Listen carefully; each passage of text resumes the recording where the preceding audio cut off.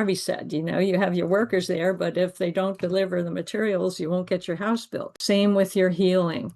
You have to make sure all the things that your body needs are there for it to heal. So if you don't change your diet, you end up getting worse and worse and worse and falling into these chronic illnesses.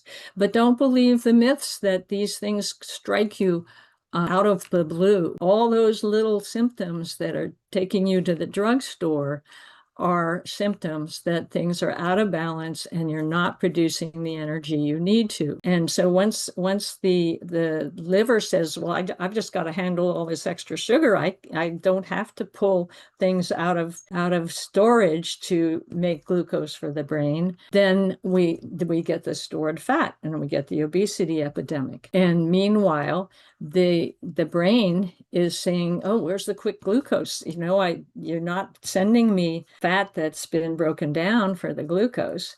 And the brain is so sensitive that it tells the heart and the system, the hormones, to keep the blood sugar as even as possible. So that's one of the first things I learned in my nutrition courses was the body protects the chemistry of the blood because all cells are dependent on it, including the brain. So the good news is that we can rebuild those little energy machines that are in each cell that need good quality, that they can't just do it on the sugar. They need the vitamins and the minerals and all the special like serotonin is mostly produced in the gut. If our gut bacteria are not in balance, they're not going to produce some of the hormones that are essential for us to even relax to go to sleep or be able to think straight or pull up a memory. So that's the long version, but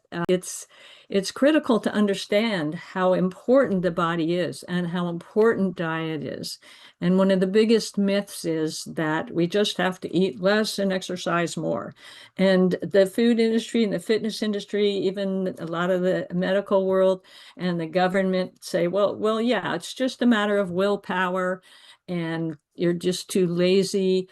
But if you're eating sugar, you don't have the energy that makes you want to go take a walk. And you're addicted to get that next shock of sugar into your system. So just saying, well, I'm not going to eat sugar today, if you've still got that feedback loop going, you're going to give in as soon as you see it in the break room. So you said to go on, so I No, listen, this is really great because sugar is addictive and it lights up the same place in your brain that heroin, speed, sex, it's designed that way.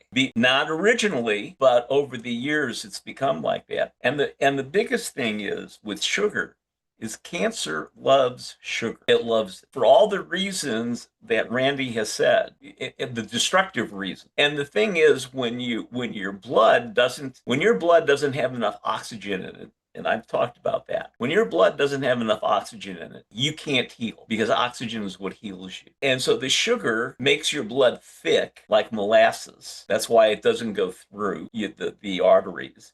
And lo and behold, it really backs up when it gets into the capillary. And it gets into the interstitial space where all the good things happen. And when the insulin goes and knocks on the door of the cell, they say, we don't want any. It goes back into your blood and goes to the liver, and the liver says, well, I don't need this. Well, we'll just store it as fat. That's where the problem comes. It's this whole metabolic side, and you develop a metabolic disease.